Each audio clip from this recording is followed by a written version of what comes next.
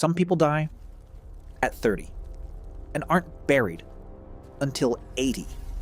Not because they stopped breathing, but because they stopped becoming. They are still working, still paying bills, still showing up, but something inside them, quietly, stopped moving forward. And it didn't happen suddenly. It happened slowly, one delay at a time, one not yet at a time, one excuse that sounded responsible. You tell yourself, I'll start when I'm ready. I just need more time. I need to figure things out first. But here's the truth. Nobody likes to admit. You are not waiting for the right time. You are waiting for fear to disappear. Psychologist Daniel Kahneman explains a core principle of human behavior. We are far more motivated to avoid loss than to pursue gain. So your brain chooses comfort over growth, certainty over change, delay over discomfort, and it feels reasonable, responsible, even intelligent. But slowly, it becomes something else, a life that never starts. Waiting feels like preparation until you realize it was just fear, negotiating with time. Your brain was not built for fulfillment. It was built for survival. And survival avoids uncertainty at all costs. That's why starting something new feels dangerous. Speaking up feels risky. Changing your life feels overwhelming. Even when staying the same is what's hurting you. Research from behavioral psychology, including work by Baumeister, shows that the mind defaults to avoiding effort and uncertainty unless action is forced. So instead of acting, your brain gives you a very comforting sentence. I just need more time. But time is not what you're missing.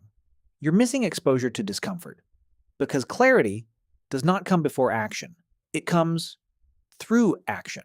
You imagine success. You rehearse failure. You simulate outcomes. But nothing real happens. And simulation feels safe because there is no consequence, but also no change. Overthinking is not thinking. It is controlled fear. That feels productive. Every time you wait, you don't stay still. You fall behind yourself.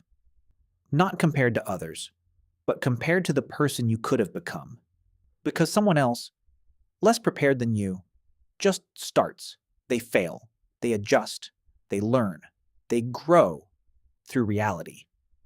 Meanwhile, you are still improving the plan, still optimizing the idea, still waiting for ready.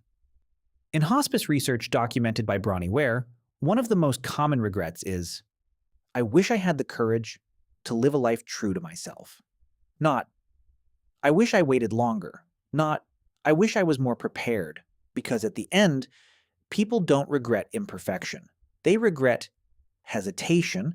Failure becomes experience. But hesitation becomes identity. And identity is what keeps you stuck the longest. Every delayed action sends one quiet message to your brain. This is who we are. Someone who waits. And eventually, waiting stops feeling like a decision. It starts feeling like personality. There is always a moment like this. Not loud, not dramatic, just quiet. You're in your car, engine off, phone in your hand, thinking again. You feel the familiar resistance. Not today. But this time, something feels different. It's not that fear disappeared. It's that you are tired of obeying it. This is where behavioral tools like the 5-second rule by Mel Robbins come in. When you feel the urge to act, count down 5, 4, 3, 2, 1, and move before your brain talks you out of it. Because hesitation is not passive, it is active, resistance, and it grows every time you listen to it. So you interrupt it, not with confidence, but with movement. You don't wait to feel ready, you move before you feel ready. Because readiness is not a feeling, it is a result. You don't think your way into a new life.